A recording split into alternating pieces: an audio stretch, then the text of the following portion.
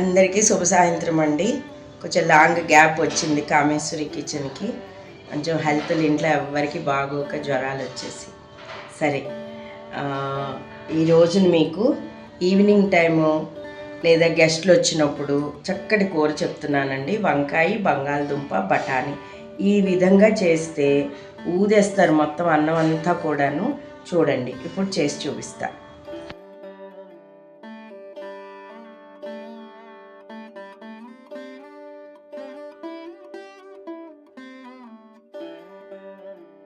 చక్కగా నూనె వేసుకుని పప్పు, మినప్పప్పు, ఆవాలు, జీలకర్ర కాయలు బాగా ఎండి ఉన్నాయి. గవగవా నలిపితే ఇలా కారం పడతాయండి చక్కగా కూరకి, కమ్మటి కూరకి. తొందరగా అయిపోతుంది. ఏదైనా మనకు అర్జెంటుగా గబగబా వండుకోవాలన్నా కూడా వంకాయ, బంగాళదుంప, బఠానీ గింజలు.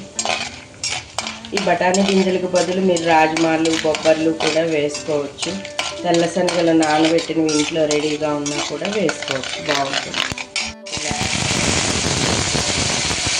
మంచి బంగాళదుంప వేసుకోవచ్చు. 1 కేజీ వంకాయలకి 2 బంగాళదుంపలు సరిపోతుంది.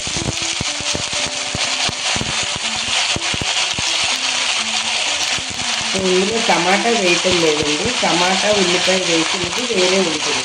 ఇందులో ఉల్లిపాయ ఉండదన్నమాట.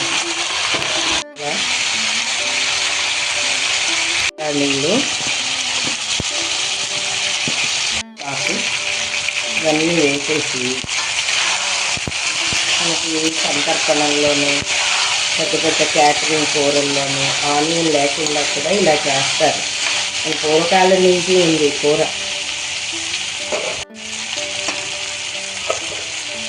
వేసేయాలి. ఈలోపు మనం ఇందులోకి వేసే పదార్థం ఒకటి ఉంది, అది తయారు చేసుకుందామండి. ఇందులో ఏ చింతపండులు, టమాటాలు ఏం వేయద్దు, కమ్మగా ఉంటుంది. ఇలా వేగిపోయి ఉడికిపోయింది. బఠానీలు, వంకాయ, బంగాళదుంప చక్క తాలింపు వేసి చేశాను కదా. ఇందులో నేను ఏ చింతపండులు, టమాటాలు వేయలేదు. బాగోదు కూడా, రుచి కమ్మదనం పోతుంది. కొత్తిమీర, పచ్చిమిర్చి, చిన్న అల్లం ముక్క వేసి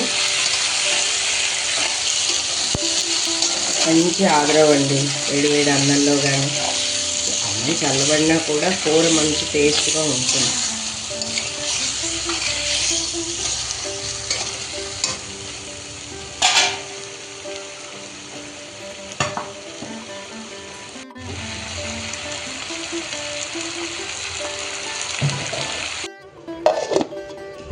వేసేస్తున్నాను.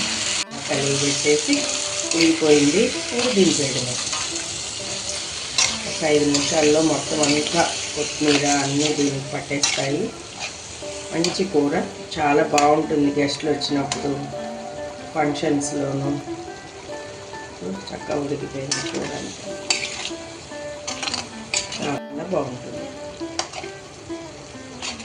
గుమ్మగుమ్మలాడే పొగలు వచ్చే చక్కటి వంకాయ, ఆలు, బఠానీ కర్రీ మంచిగా అందరూ కూడా కడుపు నిండా తినేసేయండి.